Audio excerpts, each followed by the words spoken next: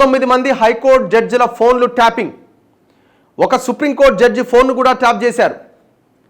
హైకోర్టుకు తెలిపిన PP.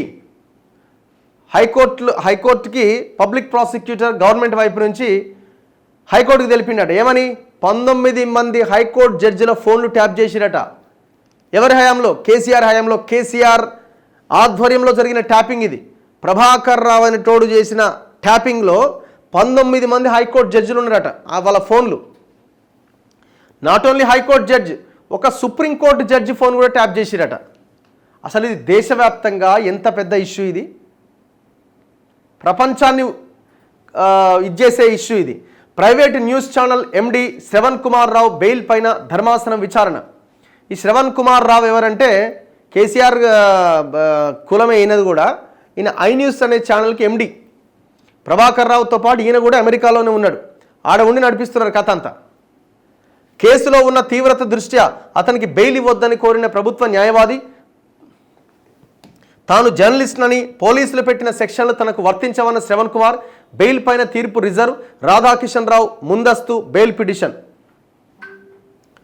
Phone tapping కేసులో నిందితులు తీవ్రమైన నేరాలకు పాల్పడ్డారని రాష్ట్ర పబ్లిక్ ప్రాసిక్యూటర్ పల్లె నాగేశ్వరరావు హైకోర్టుకు తెలిపారు. తెలంగాణ హైకోర్టుకు చెందిన 19 మంది జడ్జిలు, ఒక సుప్రీంకోర్టు జడ్జి ఫోన్ కూడా ట్యాప్ చేశారన్నారు. ఈ కేసులో A6గా ఉన్న private news channel MD Shravan Kumar రావుకు ఎట్టి పరిస్థితుల్లోనూ బెయిల్ ఇవ్వొద్దని అన్నారు. ఫోన్ ట్యాపింగ్ కేసుతో తనకు ఎలాంటి సంబంధం లేదని, తాను ఒక జర్నలిస్ట్నని పోలీసులు పెట్టిన సెక్షన్లు తనకు వర్తించవని పేర్కొంటూ శ్రవణ్ కుమార్ రావు దాఖలు చేసిన బెయిల్ పిటిషన్ పైన జస్టిస్ కె సుజన ధర్మాసనం శుక్రవారం విచారణ చేపట్టింది. ఈ సందర్భంగా పల్లె నాగేశ్వరరావు వాదన వినిపిస్తూ శ్రవణ్ రావును తప్పించుకు తిరుగుతున్న నేరగాడిగా ప్రకటించాల్సిందిగా దిగువ కోర్టులో ఇప్పటికే పిటిషన్ దాఖలు చేశాం. FSL రిపోర్టులో కీలక విషయాలు వెల్లడయ్యాయి. తెలంగాణ హైకోర్టుకు చెందిన 19 మంది జడ్జిలు, ఒక సుప్రీంకోర్టు జడ్జి ఫోన్ కూడా నిందితులు ట్యాప్ చేశారు. ఇది అత్యంత తీవ్రమైన నేరం. ఇదే విషయాన్ని హైకోర్టుకు సీల్డ్ కవర్లో సమర్పించాం. కేసులో ఉన్న తీవ్రత దృష్ట్యా A6కి బెయిల్ ఇవ్వరాదని కోరారు. నిందితుడు శ్రవణ్ రావు తరపు న్యాయవాది వాదన వినిపిస్తూ తన క్లయింట్ విదేశాల్లో ఉన్నప్పటికీ వాడు దొంగ జర్నలిస్ట్ అని చెప్పుకుంటున్నాడు. ఫోన్లు ట్యాప్ చేసిన ఆ ఛానల్ అనే సర్వర్లు పెట్టుకొని ఫోన్లు ట్యాప్ చేసిండు. విషయం ఏంటంటే ఈ 19 మంది హైకోర్టు జడ్జిలో అసలు ఇలా బీజేపీ కూడా మాట్లాడాలా. ఇప్పుడు ఈ ఫామ్ హౌస్ ఎమ్మెల్యేల కొనుగోలు కేసు ఉంది కదా, దాంట్లో అందరి ఫోన్లు ట్యాప్ అయినాయి. కేసీఆర్ చేతిలో ఆడియోలు కూడా రిలీజ్ చేసింది కదా. ఆ నందకుమారు, ఆయన ఎవరో స్వామీజీ, ఈయన ఆడియోలన్నీ. మరి ఆ ఆడియోలు ఎట్లా వచ్చినాయి కేసీఆర్కి? ఇప్పుడు ఎవరైతే మాట్లాడారో వాళ్ళు ఏమన్నా లీక్ చేయాలా? వాళ్ళు లీక్ చేయలే. సంబంధం లేనటువంటి ఇది బయటకు వచ్చినాయి. మరి కేసీఆర్ చేతులకు ఎట్లా వచ్చినాయి? ట్యాప్ చేసారు.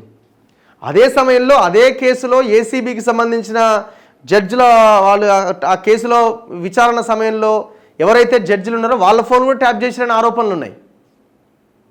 మరి ఇది బీజేపీ వాళ్ళు కూడా సీరియస్గా తీసుకోవాలి దీన్ని. ఈ కేసుని చాలా సీరియస్గా చేయాల్సిన అవసరం ఉంది. ఇది దేశ ద్రోహం కంటే అంతకంటే భయంకరమైన కేసు ఇది. సుప్రీంకోర్టు జడ్జి ఫోన్ కూడా ట్యాప్ చేసినట్టు వీళ్ళు ఏ స్థాయిలో చెలరేగిపోయినట్టు చెప్పండి. ఇంక ఇప్పుడు మూడోసారి వచ్చిన పరిస్థితి ఏందో.